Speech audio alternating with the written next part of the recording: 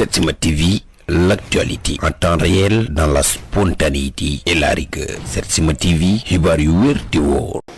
salaamaaleykum mbokk internet yu Setsima TV gërëm leen sant leen bu baax a baax ci wéy gi ngeen di wéy di topp Setsima TV dara leen seen émission tàkkusaanu Setsima comme ni ñu koy defee bés bu yàlla sàkk tey nag ñu am gan goo xamante ne bi macha allah moom itam miin nañu ko donc ci li nga xamante ne bi mooy gendarmerie nationale mu def ci liggéey bu am solo ba tey jëlee mu retraité ñu koy wax Mbaye Mbodj léegi dinaa ko dalal waaye laataa loolu seen rubrique Actu Info. Actu Info bokk na ci li ci gën a fës li ñuy waxtaane tey jile moo di ne rapport bi nga xamante ne bi département américain génne nañu ko di ab rapport boo xamante ne bi ñoom nag li ñu ci saytu moo di ne ñii di waa RTS wala agence de presse sénégalaise nga xamante ne bi ay média la yu état moom état daf ci teg loxo ba daanaka askan wi ñoom amuñu ci benn sañ-sañ bi muy wax ne ay militants wala ay nit yoo xamante ne bi dañu bokk ci parti bi sax daanaka ñooy jëfandikoo mu ngi demander en tout cas liberté ñu gën a mën a am liberté ci li nga xamante ne bii mooy média public yi leneen ci wàllu actualité ba tey bokk na ci Serigne Mountakha Mbacké ne ginnaaw bi mu yëkkatee fan yële gis nañu ko mu yëkkati 50 millions jox ko ñi lor woon ci manifestation yi dafa dàbbaliwaat nag ndax bi yoon génn na 30 millions yoo xam ne donc fi mu jëm moo di ne dafa bëgg a dimbali ñi yor feebaru dialyse donc di bëgg a ubbi ab centre boo xamante ne bi centre hémodialyse lay doon ngir dimbali ñi nga xamante ne bi ñoo am feebaru dialyse ku ne xam ne ni dafa metti lool ak li ñu ciy dépensé ci xaalis waaye Serigne Mountakha Mbacké defaat ci geste bu toll noonu mu dina 30 millions yu mu yëkkati ngir loolu le leneen ci wàllu ba tey wàllu actualité bokk na ci chef de protocole bu Ousmane Sonko nga xamante ne bii ginnaaw bi ñu ko woowee mu lànk ne du wuy ji wax na ne su fekkee ne convocation bi ñu ko convoqué jaarale nañ ko ci ay normes ak yoon mu tege ci yoon dina dem wuy ji fi nga xamante ne bii mooy section de recherche. leneen ba tey ci wàllu actualité bokk na ci police nag nationale nga xamante ne bi ñoom jàng nañu ci manifestation yi fi jot a xew ñoom am na lu ñu ci jàngatee ba police wu Géejawaay ñoom ci seen bopp jël nañu initiative nee nañu ne bu lii weesoo dañuy faral maintenant di gën a jege askan wi ak police fexe ba miinal seen bopp askan wi nga xamante ne bi police daanaka dootuñ ko tiit dootuñ ko ragal waaye dinañ fexe di def ay forum di dajeek askan wi ngir askan wi jànge ne police askan wi ñoo far te police itam askan wi la fi nekkal bu ñu weesoo loolu yëpp dinañu nag jàngataat actualité bi nga xamante ne bii moo fi weesu temps yëpp mu nekk démission capitaine Touré nga xamante ne bii wéy njawa nga wéy di desu xambin ba tey dinañ ko jàngat léegi ak suñu invité waaye itam waxtaane ba tey li nga xamante ne bii mooy tolluwaayu réew mi ak mbaam yi ca Jurbel léegi ñu dalal suñu gan. mbokk yi loolu yëpp bu weesoo ñu dalal ki nga xamante ne bi tey mooy suñu gan ci tàkkusaanu Setsima mu di Mbaye Mbodj nag di gendarme en retraite waaye itam jot liggéey lu am solo ci waa gendarmerie nationale père maa ngi lay nuyu. maa ngi lay fay Khadim. di la dalal ci Setsima TV ni ma koy defee saa su nekk ak invité yi macha allah dañuy jàngat actualité bi li nga xamante ne bi moo ci gën a fës tey jëlee rapport bu département américain ñuy wax ci wàllu média yi di wax ne daanaka média yi amuñu liberté lu ci mel ni RTS wala APS nga xamante ne bi état moo ko moom waaye askan wi gisuñu ci seen bopp ndax ay militants ñoo ko accaparé. waaw Khadim ma leen di gërëm di leen sant ci invitation yi nga ma invité ci tàkkusaanu Setsima TV moo di ci am mbégte lool di ci am cawarte aussi pour mën a tontu ci seeni question waaw rapport boobu ni ngeen ko déggee man moom laa ko déggee à travers les médias bon déglu ci commentaire yu bari jàngat bi ma ci am nag mooy que ni bon man je pense que ni partout dans le monde dafa am ay médias yoo xam ni c'est dévolu à état ñoom ñoo koy gérer. Jusqu'aux plus grandes démocraties état yi ñoo koy gérer ñooy établir les normes ñooy xool journalistes yi fay évoluer selon les critères ak recrutement bi ñuy def ci seen compétence ak yooyu d'accord que ni en Afrique bon c'est toujours le problème qui se pose les médias d'état toujours que ni bon seeni problèmes yi ñeen di imputer di leen wax ni bon dañoo am ak parloo ci traitement information bi ak bon ci invitation yi ñu war a inviter les citoyens pour ñu mën a exprimer wu daf ci am parloo waaw parloo boobu nag bu ñu ko jàngatee dañuy xool ni bon lu ci bari ñoom c'est dans le professionnalisme moo tax ñuy agir de la sorte gis nga professionnalisme dafa da lay imposer yenn responsabilités yi bon te yenn responsabilités bu la koy imposer doo mën a am yenn liberté yi parce que en fait la responsabilité rime avec la liberté rime avec la responsabilité toutefois nga am une certaine liberté day induire à une responsabilité de sorte que ni bon c'est tellement encadré chez ces professionnels-là et chez les médias d'État de sorte que ni yow benn vision bi nga ci am yow en tant que citoyen lambda mooy que ni toujours day am lu muy impact négatif boo ci gis mooy tax da nga naan bon toujours ñoom toppatoowuñu la réaction sinon les réactions des opposants de la société civile ak affaire yooyu li ñu toppatoo mooy les réalisations de l'État impact socio-culturel boo xam ne ñoom day positivement lañ ko war a gisee ñu war ko mën a balancer les gens ñoom loolu la ñuy gis dañuy gis ni dafa am décalage bi entre information bi ñu war a jot à temps chaud mu war leen a jariñ ñoom day am toujours luñ ci imputé parce que c'est normal. mais c'est une raison d'État. am na yenn information yoo xam ni professionnellement RTS war ko mën a génnee nu mu tuddati ak kii bi APS tamit waru ko mën a génnee parce que ñoom normes yi la ñuy respecter à la lettre contrairement à la presse privée bi dafa am une certaine indépendance bon d'esprit de diffusion ak yooyu xam nga problème bi mooy que ni éthique bi ak déontologie bi bu ko gars yi di jël di ko véhiculer dafa am triptyque bi mooy que ni tu vas à la recherche de l'information collecte bi nga def yi quoi boo defee collecte bi après da ngay ñëw bon dans une rédaction vous faites le traitement boo leen paree sur le traitement vous faites la diffusion donc ñoom ci triptyque boobu ñu nekk dañ koy respecter ñoom à la lettre contrairement à d'autres donc vision bu négative boobu ñuy gars yi di am ci ñoom ak perception bu négative boobu ñuy am ci ñoom non mënu ma ko ci am man mënu ma ko ci am dans la mesure que ni bon damay comprendre posture bi ñu nekk et c'est très difficile de leur part bon de se laisser aller comme ça non mënul nekk demal dans les plus grandes démocraties du monde les chaînes yi nga xam ne état yi ñoo ko gérer ak affaire yooyu ni ñuy doxalee. toujours loolu la demee. Le Sénégal n'est pas un cas spécifique. d'accord alors bu ñu jàllee ci leneen muy Serigne Mountakha Mbacké moom nag xalif général la boo xam ne dafay génne xaalis saa su ne parce que gis nañu ko récemment 50 millions la génne woon tey jii dafa génnewaat beneen 30 millions ngir benn hôpital daf koy tabax wala centre hémodialyse ngir dimbali te loolu dafa mel ni loolu wàllu état la woon tamit. waaw mais d'accord mën na nekk wàllu état mais xam nga sëñ Mountakha boo jëlee ñaar yooyu rek sax da ngay am loo xaw a fàtte bi mbas bi di ñëw 200 millions la génne. pour ñëw en appoint à l'État parce que aussi loolu bon c'est un bon benn devoir régalien la boo xam ni tout citoyen boo xam ne am nga moyens yi war nga ko mën a defal état bi malheureusement pour nous nos je ne dirais pas nos majors mais nos industriels le patronat ak yooyu yëpp moyens yi ñu am kenn waru leen ci woon jiitu ñoo ci waroon waaw ñoo ëpp ñëpp xaalis kenn waru leen ci woon jiitu ñoo waroon a ñëw xool fan la là où ça fait mal ñu mën fa ñëw indi fa ay appoint dimbali ci état bi mais nag si un chef religieux le fait à la place de ces gens là buñ ko xoolee ni état bi moo ko waroon def uniquement citoyen boo am moyens yi citoyen boo xam ne tu es disposé war nga mën a jël tuuti ci say moyens venir en appoint à l'état tu ne viens même pas en appoint à l'état jot du état bi ngay dimbali population sénégalaise ngay dimbali donc 200 millions yi mu jëkk dugal am na lu mu impacté sur le bien-être des Sénégalais am na lu mu leen jariñ 50 millions yooyu sur les ci blessés yi ak ñi ñàkk seen bakkan ci événement 6 mars yeeg affaire yooyu kii yooyu c'est quelque chose de bien bon donc ñoom booy xool seen côté ñoom lay murit cette solidarité là dafa yàgg ci ñoom xooluñu ni par exemple boo kii ci suñu confrérie bokk dañ koy jàppale ak affaire yooyu c'est benn élan national la boo xam ne ñoom yàgg nañ leen cee fekk ils sont en train de construire des hôpitaux di defal lu nekk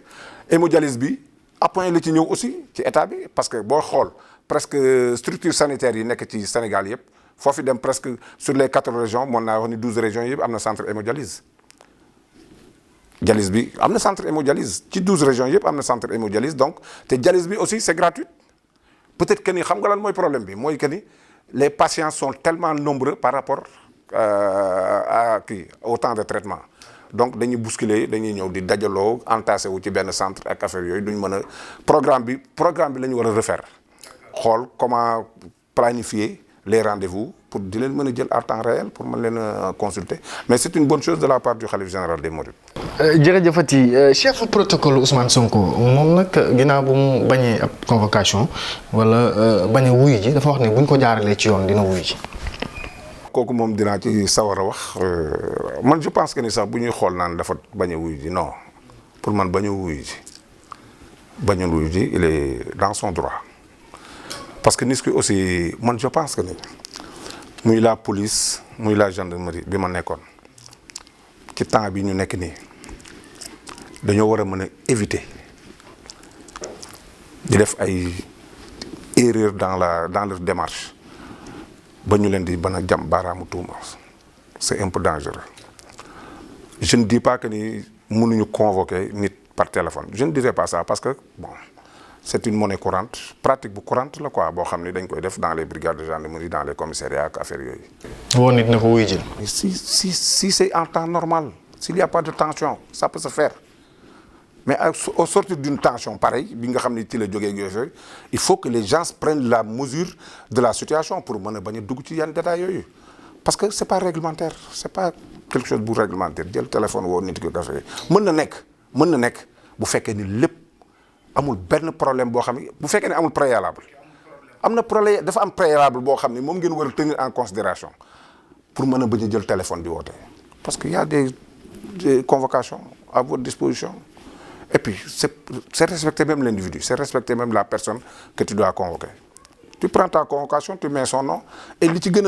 a jaar yoon mooy que ni même ci convocation bi y a une rubrique bu ñu def motif. Il faut avoir da ngay am benn disposition boo xam ne yow en tant que enquêteur wala yow mi ko soxla da ngay mën a motiver sax convocation bi bindal ko ni pour affaire telle comme ça moom en se déplaçant dina mën a moo armé wu sax am lu mu yore. Comme document de preuve à décharge ñëw mën la ko indil présenter la ko mais xam nga man lu ma contre man ci la façon de convoquer même si la convocation est actée sur papier le motif man mënuma d'accord nga naan pour affaire le concernant parce que tout individu qui se déplace pour aller à la police ou à la gendarmerie c'est pour une affaire le concernant c'est pour une affaire le concernant il faut lui motiver son déplacement lan moo tax ñu war ko convoquer da nga koy motiver il faut pas avoir peur peut-être boo ko motiver sax yow tu es dans les règles ba nga xam ni bu dawee sax di nga mën a am foo sukkandiku comprendre fi may wax. donc gis nga ni du yoon ni ñu ko convoqué. façon bi du yoon la bu normalé entre nous citoyens ak affaire yooyu ma soxla la ni la bon dama la soxla ak affaire yooyu s'il y a pas de préalable mais préalable mooy que ni y a eu des tensions manifestations yoo xam ne moom la ñu génn actuellement ba léegi on est en train de panser les plaies. Donc, il ne faut pas se permettre aux gens de le am benn baaraamu tuuma bu ñu lay jëm dans la pratique waaw il faut être professionnel dans la vie waaw il faut être professionnel. ci lépp looy def ci lépp looy def voilà donc police nag ñoom aussi jàngataan nañu lu bëri ci manifestation yi ba tax na police bu Géejawaay ñoom dañu ne bu ñu génnee ci manifestation yi li ñu xalaat mooy fexe ba di dajale askan wi di nekk ak ñoom très souvent di togg ay añ yendoog askan wi pour. askan wi xam ne police waruñu koo ragal mais daf leen fi nekkal ñoom donc idée la bu police bu Guédiawaye génnee. mais ça a été toujours la mission régalienne de la police peut-être que ni gars yi ñoo ci am boobu perception bi nga xam ni bon et je pense que les Sénégalais n'ont pas peur de la police. Non, les Sénégalais n'ont pas peur de la police. Parce que, bon, à suffisance, on a vu que ces Sénégalais n'ont pas peur de la police. Et que, la police, dama leen di sargal, dama leen di gërëm, surtout les forces de sécurité et de défense et de sécurité. Parce que c'est des forces républicaines quand même. Ça, il faut le reconnaître. C'est des forces républicaines. C'est des gens qui ont été bien formés, à bonne école. Peut-être que dans toute corporation, il y a des brebis galeuses. Mais la police sénégalaise a été toujours une police de proximité. Ça, il faut oser le dire. La police sénégalaise a été toujours une police de proximité dans la mesure que Khadim, on n'est pas allé au Burkina ou au Mali pour recruter des policiers. On a recruté des policiers au sein des Sénégalais qui se réveillent dans des maisons pour aller au travail. kii policier qui habite à Guédiawaye qui se lève pour aller travailler au commissariat de Guédiawaye loolu rek doy na ci proximité loolu rek doy na ci proximité benn deuxième kii bi mooy que ni ñoom peut-être que ni y a pas assez de moyens ça il faut le reconnaître y a pas assez de moyens bon moyens yooyu nag bu suivre pour ngay def ay patrouille périodique ou bon patrouille quotidienne yoo xam ni ça te permet d'être en contact permanent avec les populations day xaw a am benn décalage entre yéen ak ñoom perception bi ci population sénégalaise am mooy que ni mi ngi nekk ci ni nekkul ci proximité bi xam nga fu mu nekk ci boo jógee di dem fa accueil bi façon bi ñu la war a accueillir c'est là où ça fait défaut te ñun ñëpp nag des fois da ngay dem ci benn main courante police mais tu es accueilli comme un prince kooku ci individu bi nga fay fekk la ça si nit ki la ça n'a rien à voir avec la police avec la corporation dans son ensemble ça n'a rien à voir ça n'a rien à voir man tey bu ma toogoon foofu ak sama jikko ak ni ma mel sama melokaan ak affaire yooyu ñëw toog fa mënoo fexe ba mu denc man si je suis arrogant je le serai jusqu'à ma mort te am na ñoo xam ne meluñu noonu nag dans la police il faut pas mettre tout le monde dans le même sac am na ci des gens très corrects man am na ci policiers yoo xam ne bu ma leen rombee ci circulation bi damay freiner taxaw saluer leen ndax seen comportement la correction bi ñu am ci tenue loolu mooy jëkk refléter le respect bi citoyen bi war a am ci policier bi la correction dans la tenue. D'accord alors fi ñuy tëjee wala ñaari information yu gàtt rek yu may tëjee mooy mbirum Adji Sarr maître El Hadj Diouf ndax Abbas Fall dafa génn di wax ni Adji Sarr dafa feebar bokk na ci tam yenn journalistes yu koy wax comme suñu naataango Pape Ndiaye bu nekk Walfadjri di wax ne Adji Sarr dafa feebar waxtu bi dañ ko war a delloo ay mbokkam maître El Hadj Diouf dafa génn di démentir loolu. non xam nga c'est un problème tellement complexe. Très complexe man en tant que enquêteur et procédurier en son temps man xam naa ni il est très difficile d'établir un viol c'est quelque chose de très difficile mais non je ne dis pas que ni viol amul mais je ne dirais pas que ni aussi am na parce que nag man lu may wax dama ci bu sóoraale suñu borom parce que dire tout de suite que ni viol am na mais dire tout de suite que ni viol amul aussi c'est aller à l'aventure c'est aller à l'aventure. nga ne daal viol amul. donc yow dina déglu Adji Sarr en tant qu'enquêteur. saa si lan nga xalaat. je donne ma langue au chat am na loo xam ne moom bon détail la boo xam ni comme c'est un dossier pendant à la justice détail yooyu bon kenn du ci xóotal kenn du ci kii mais man daal fenn rek laa d'accord avec mon neveu Ousmane mooy que ni le fait d'y aller ça prête beaucoup à confusion sur beaucoup de choses sur beaucoup de choses parce que ouais, le fait d'y aller peut-être que ils vont me dire que ni il est libre d'y aller ak affaire yooyu mais posture bi mu amoon après c'était pas lui seul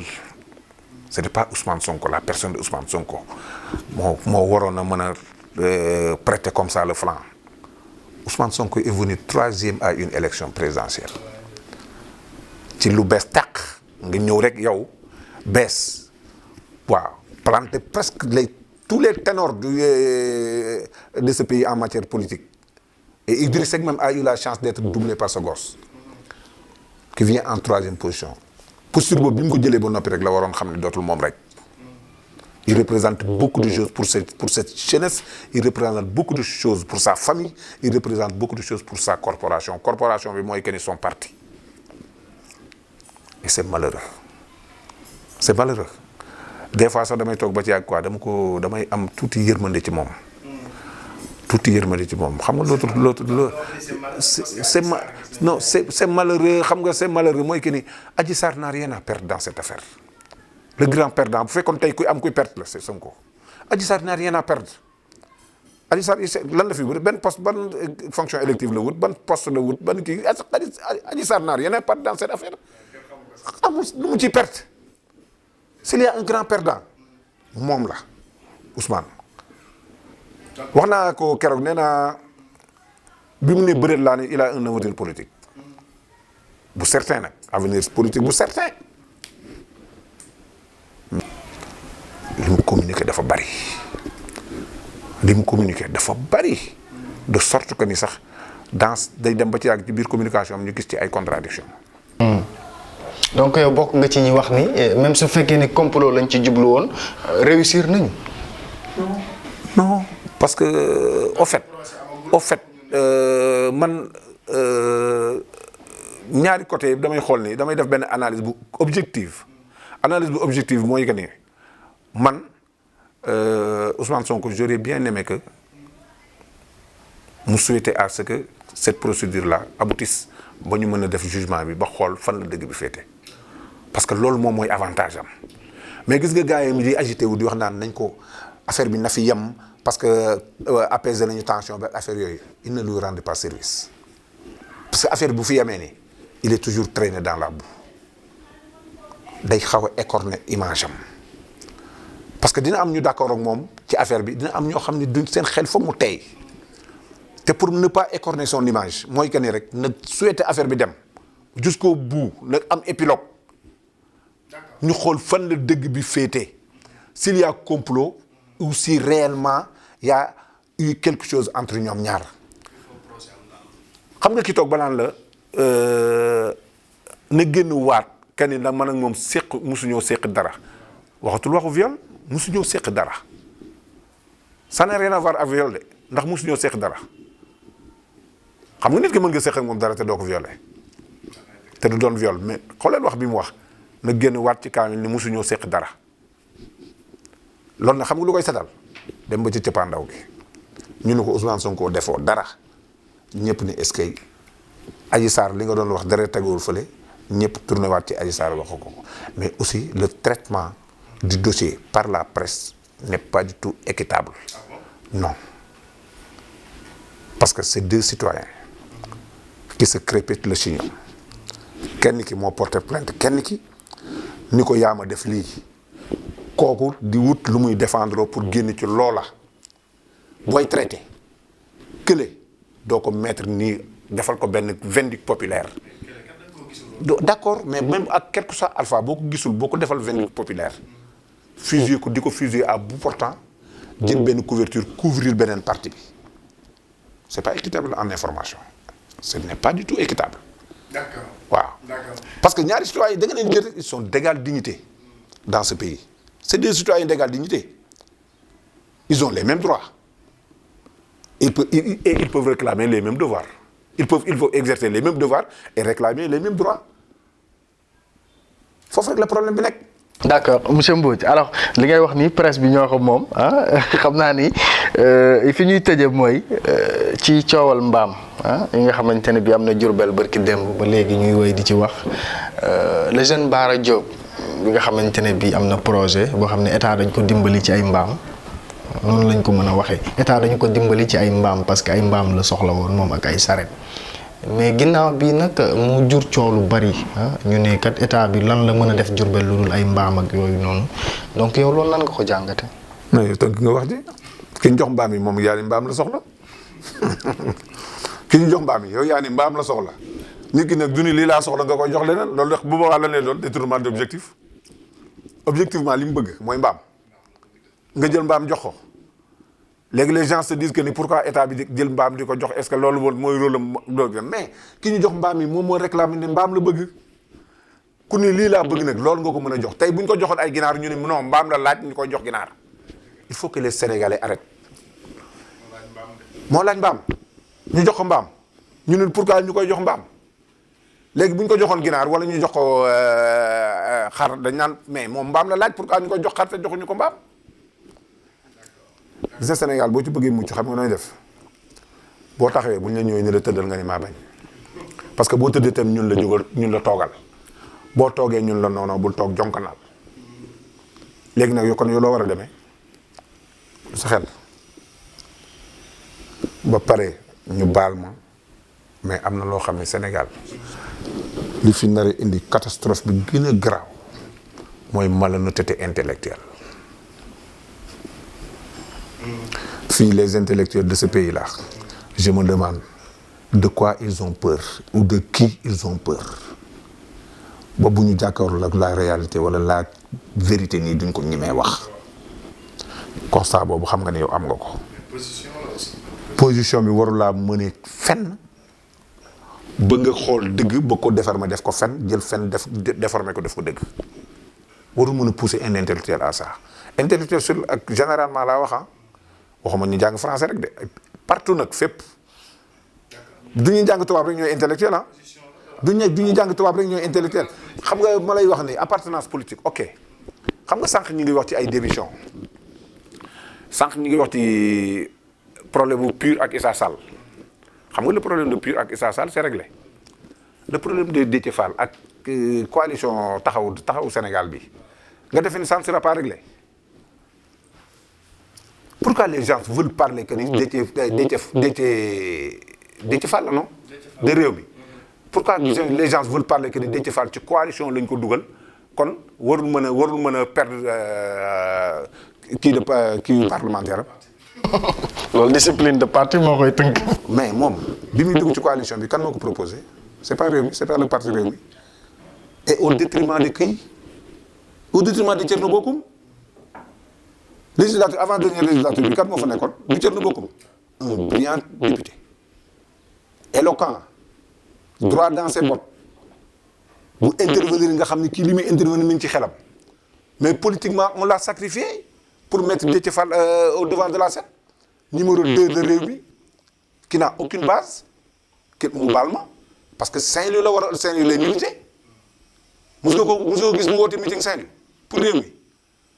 mosoo ko gis il n'a jamais appelé un meeting à Rewmi il n'a à Saint-Louis te foofu moo war a nekk base politique am parce que fa la juddoo yaroo fa màgge fa jànge fa ñu jël la indi la ci listu Ndakaaru au détriment d'un autre du même parti que toi muy Thierno Bocoum def la fa Rewmi moo la fa indi bu doon candidat indépendant nga sax ñu mën a wax ni yow yaa fa dugal sa bopp mais sa parti la dugal ci coalition bi nga ñëw fekk fa benn article bu ñuy wax article 7 règlement intérieur bi nii lii la et puis pourquoi les gens malheureusement intellectuel bi ma lay wax mooy que ni si un boss que j'ai entendu l'autre jour là ci benn plateau muy wax naan Déthié Fall n'a pas démissionné il a créé son propre parti mais tu sors d'un parti pour créer ton propre parti la démission est acte de facto yaa ngi Rewmi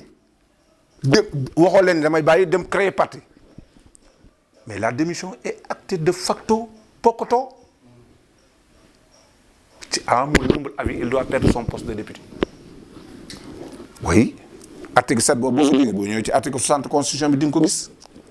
article 60 constitution bi la article 7 règlement intérieur assemblée nationale wax la wax bu ñu indil problème de coalition bi ay parti ko séq waaw dëgg la dafa la coalition bi ay parti ko séq Déthié Fall n'est pas tombé du ciel pour être député il a été investi par son parti dans la coalition Taxawu Sénégal waaw parce que gis problème bi mooy que ni gis nga seen choix yooyu ak seen valeurs yooyu ñuy incarner ça induit à des conséquences qu'il faut assumer nag aussi xam nga mooy lan le coût de la conformité aux valeurs billahi dañ ko war a am la jurisprudence Macky Sall est là. Père Mbodj xanaa yow xanaa APR ngay jàppale. du tout maa dégg lu ma wax je suis républicain j'ai été formé dans une école de gendarmerie. duma que la jurisprudence Macky Sall est là gis nga buñ la bàyyee boo bàyyee dara lépp conformité aux valeurs. loo ma joxoon rek bàyyi naa ko lu ma amoon pour parti bi rek dama koy bàyyi bu boobaa nit ñi dinañ gëm ni yow li ngay woote ci valeur ak ay choix yi nga def ci ak valeur dinañ nangu ni yaa ngi ci démarche boobu.